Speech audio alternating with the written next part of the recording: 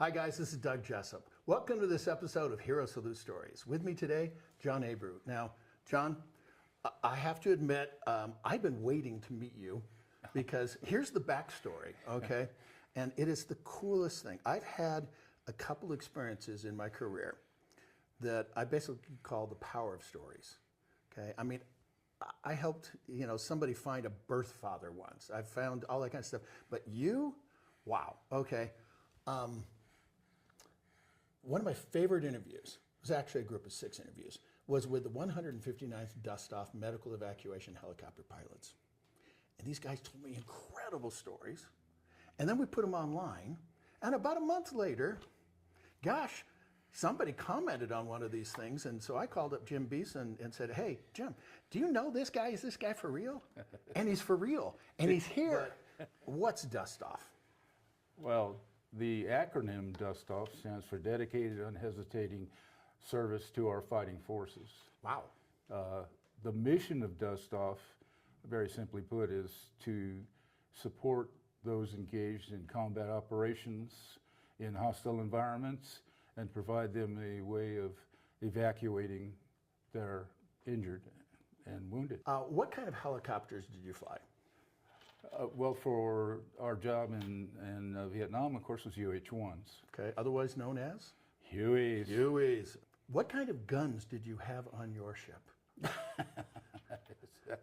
Well, we were under the medical command, which falls under the Geneva Convention, and we were not allowed to carry weapons. 0, okay? 0. About what year when you were in Vietnam? I got to Vietnam right at the end of May of 1970, okay. Right about the middle of that Cambodian operation. Oh boy. Yeah. Yeah. So you're in hot.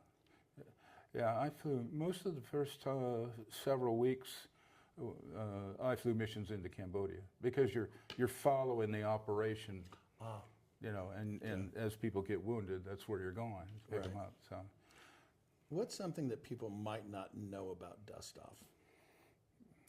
What's something they might not know about Dustoff was, I think, my opinion, that we have some of the best Americans this country's ever produced. Dustoff had a different slogan, if you will.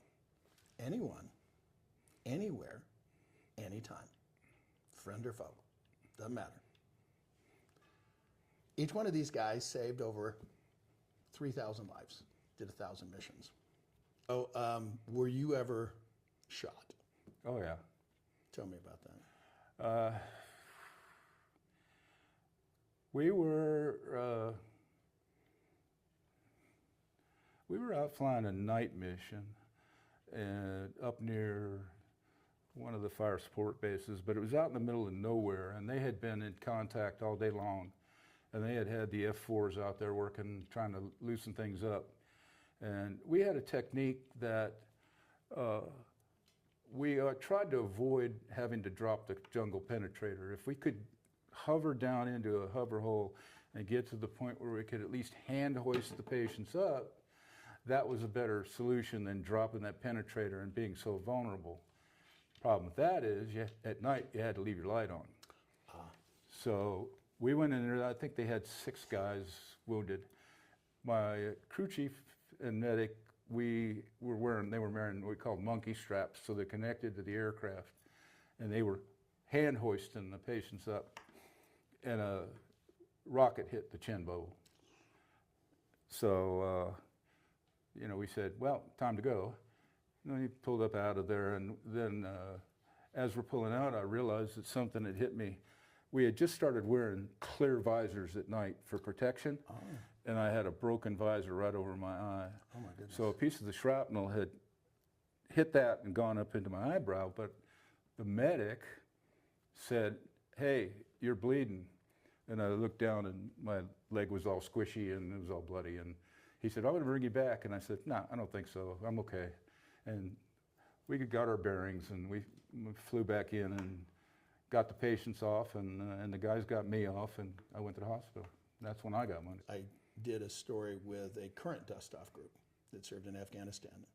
It It's really interesting. And I don't know if you guys used the motto then, but every single one of these medics there said, I will only leave when I have all of your wounded. Exactly. Exactly. And that's the way we all felt. Our sole purpose was to support those folks on the ground that needed us, whatever they were, Arvin, Rough Puff, whatever, civilians. I picked up several civilians and children. Children were the toughest because the Viet Cong had no mercy, and that was a difficult part. But it was the most rewarding job, and I've had some great jobs. It's the most rewarding thing I've ever done in my life that year that I flew with those men and did that mission. Thank you. With another hero story and a John that you just might want to crack a brew with. I'm just saying. Okay, John ABREU. I'm Doug Jessup. We'll be right back.